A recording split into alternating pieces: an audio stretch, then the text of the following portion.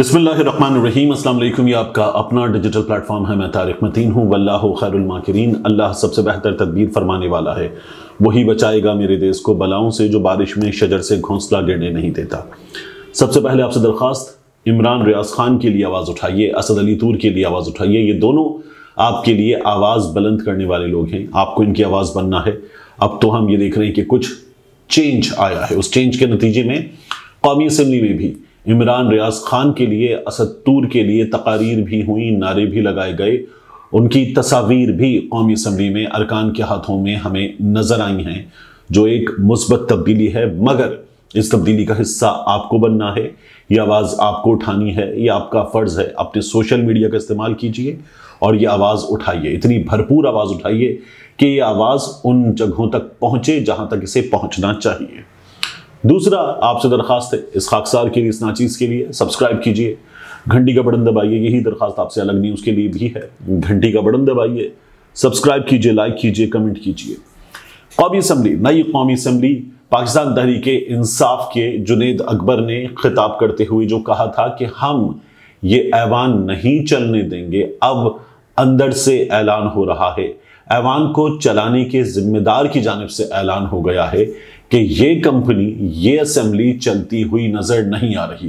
राजा परवेज अशरफ ने अपनी नशिस्त पर आकर, स्पीकर की नशिस्त छोड़कर अपनी मेंबर की नशिस्त पर आकर खिताब किया और कहा कि जिस तरह से ये ऐवान अभी तक इन दिनों में चला है, ये ऐवान चलता हुआ नजर नहीं आ रहा, ये कंपनी चलती हुई नजर नहीं आ रही। पाकिस्तान तहरीके इंसाफ ने अपने अज़ाइम का भरपूर इजहार इस असेंबली में कर दिया है और पाकिस्तान तहरीके इंसाफ अब इसी सिलसिले को पंजाब असेंबली में भी जारी रखेगी।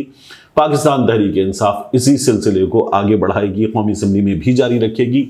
एक अहम तरीन खबर यह है कि अली अमीन गंडापुर इमरान खान साहब से मुलाकात के लिए अब बहैसियत वज़ीर आला खैबर पख्तूनख्वा इमरान खान से मुलाकात के लिए अडियाला जेल जा रहे हैं। ये अपने आप में एक बहुत बड़ी पेशरफ्त है। इसीलिए आप अगर देखिए कि अंसार अब्बासी साहब जैसे सीनियर कॉलम निगार जो वो ये कह रहे हैं कि इमरान खान ने जो पैगाम दिया है पाकिस्तान की इस्टेब्लिशमेंट को, वो पैगाम अली अमीन गंडापुर को वज़ीर आला बना कर दिया गया है, महमूद खान अचकज़ई को सदारती उम्मीदवार बना कर दिया गया है और पैगाम साफ है कि इमरान खान इस वक्त बात करने के मूड में नहीं। इमरान खान अपनी शराइत पर बात करना चाहते हैं।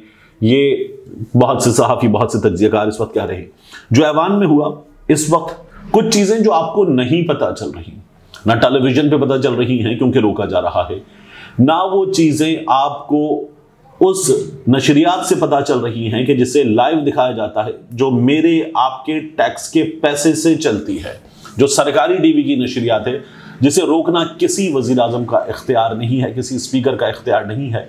वहाँ ऐवान जब बात करेगा तो ऐवान बात करेगा अवाम के मैंडेट के साथ, अवाम की सोचों की अक्कासी होगी, तो उसे रोका नहीं जा सकता, लेकिन रोका जा रहा है। तो कुछ चीज़ें एब्रप्ट होंगी जो मैं तकारीर के हिस्से आपके सामने रखूंगा और बताऊंगा आपको कि क्या हुआ है इस ऐवान में ऐसा, जिसमें से कुछ चला है, कुछ नहीं चला और अंदर मौजूद हमारे रिपोर्टर दोस्तों ने फिर उसको रिपोर्ट किया है।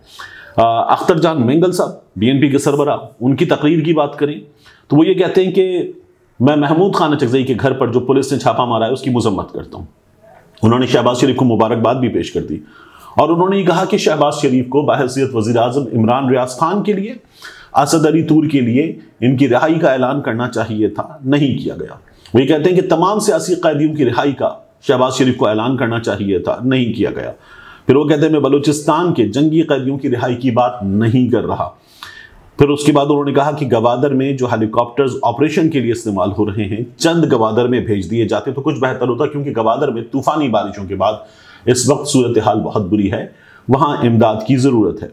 वो कहते हैं इन औरतों बच्चों के साथ जो सलूक किया गया, इन औरतों बच्चों का जो कोयटा में इस्तकबाल किया गया, देख लिया। जो नताइज सामने आए हैं वो किसी की मोहब्बत के वोट नहीं है।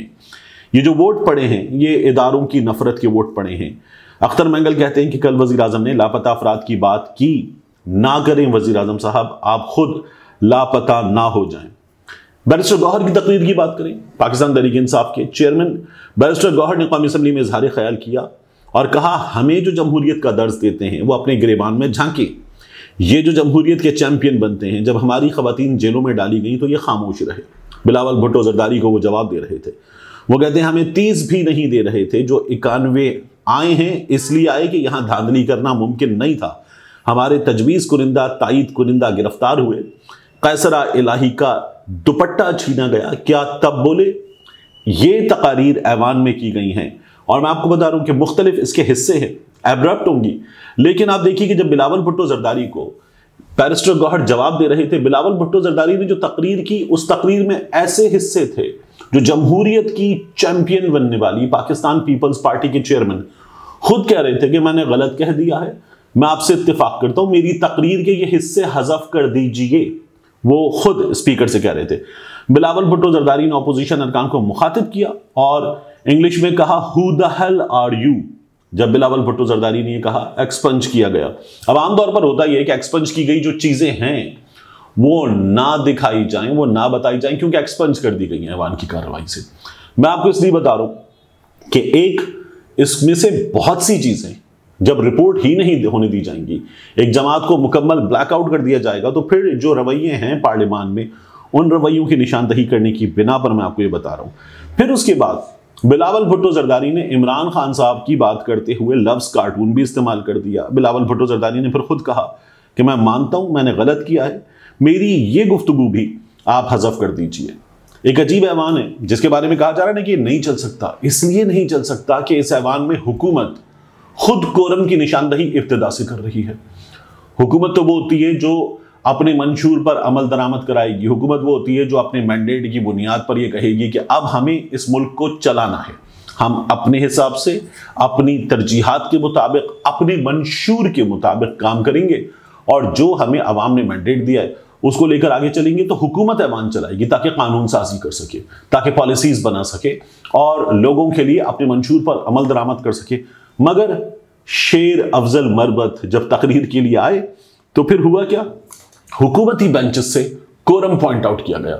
यानी हुकूमत बता रही है कि ऐवान की इस वक्त तादाद नामुकम्मल है। ये वो लोग हैं जिन्होंने PDM 1 सीजन 1 में क्या किया था? 10, 12, 15 लोगों ने मिलकर एक एक दिन में 2-2, 3-3 दर्जन कवानीन मंजूर कराए थे। अब ये कोरम की निशानदही कर रहे हैं। शगुफ्ता जुमानी ने कोरम की निशानदही की। ऐसा वक्त आ गया ऐवान में कि सिर्फ मखसूस नशिस्तों पर हुकूमती खवातीन रह गई, बाकी ऐवान से लोग उठकर चले गए थे। ये वो लोग हैं जो वोट की इज्जत की बात कर रहे थे और अब इनकी ये प्रेजेंस इस ऐवान में हमें नजर आ रही थी।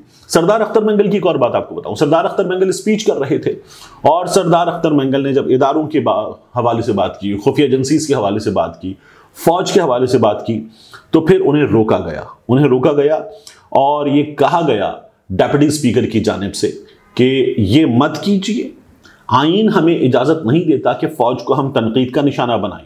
तो सरदार अख्तर मंगल ने कहा बहुत शुक्रिया डेप्यूटी स्पीकर साहब, आईन की अब वो शिक भी बताइए जिसमें यह लिखा है कि फौज हमारी पगड़ियां उछाल सकती है। अख्तर मंगल ने यह सवाल किया। बैरिस्टर गौहर ने जनरल बाजवा के ट्रायल का मुतालबा किया और उन्होंने कहा कि साइफर एक हकीकत है, जिन्होंने मुल्क के खिलाफ साजिश करके मुंतखब हुकूमत गिराई, पहले उनका ट्रायल मुकम्मल किया जाए। लड़ाई हुई ऐवान में और लड़ाई हुई मुत्तहिदा कौमी मूवमेंट के और सुन्नी इत्तेहाद काउंसिल गए या पाकिस्तान तहरीक इंसाफ के अरकान गए, इनके दरमियान।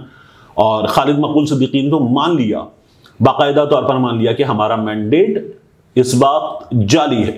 वो कहने लगे 2018 में जिस तरह PTI को जिताया गया था उस तरह PTI को हराया गया। मैं आपको बार बार बता रहा हूं कि कराची में पाकिस्तान तहरीक इंसाफ के लोग इलेक्शन जीते, मुत्तहिदा कौमी मूवमेंट के लोग इलेक्शन नहीं जीते, ना कराची में ना हैदराबाद में।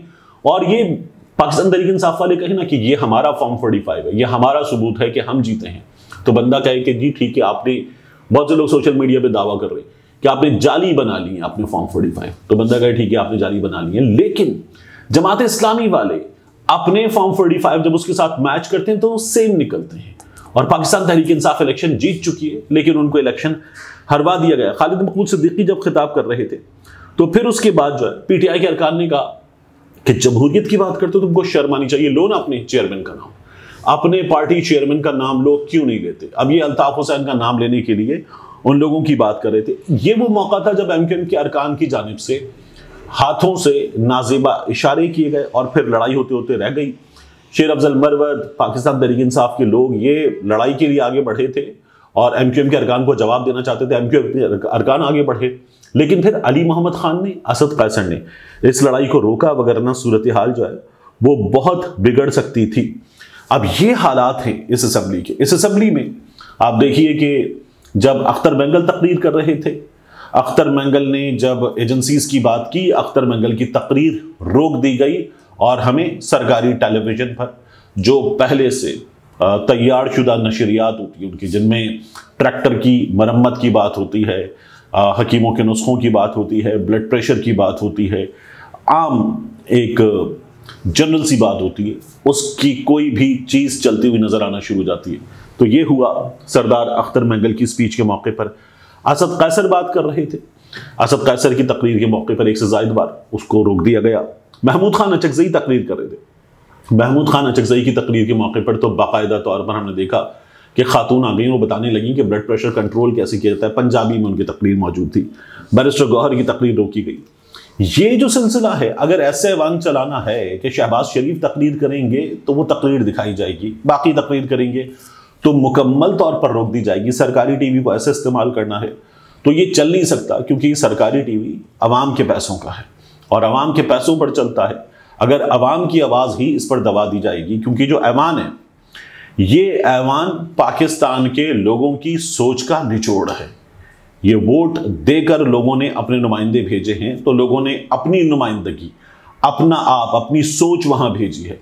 अगर पाकिस्तान के लोगों की सोच सरकारी टेलीविजन पर, ऐवान में, पाकिस्तान की असेंबली में, हुकूमत में नहीं चलेगी तो फिर कहां चलेगी? ये कंट्रोल पाकिस्तान तहरीक इंसाफ वाले कहते हैं कि शहबाज शरीफ के हाथ में नहीं है। शहबाज शरीफ वजीर आजम तो बन गए मगर कठपुतली हैं। ये कहीं और से सब कुछ कंट्रोल किया जा रहा है और उस कंट्रोल के नतीजे में बाकायदा तौर पर ऑटो पर लगा हुआ सरकारी टेलीविजन का सिस्टम है जो खट खट खट चीजें रोक देता है और वो चीजें हमारे सामने उस वक्त आ जाती है। कोई शख्स बैठा हुआ बता रहा है कि लाल तार और काला तार जब इस तरह से जोड़ा जाएगा तो फिर एसी करंट, डीसी करंट काम करना शुरू कर देगा। ये वो चीजें हैं जो हम जब बच्चे थे तब से देख रहे हैं सरकारी टेलीविजन पर, अब तक देख रहे हैं। ऐसे चलाना है तो ना तो ऐसे सरकारी टेलीविजन चलेगा, ना ऐसे ऐवान चलेगा। मिलते हैं इंशाल्लाह आपसे अगली वीडियो में।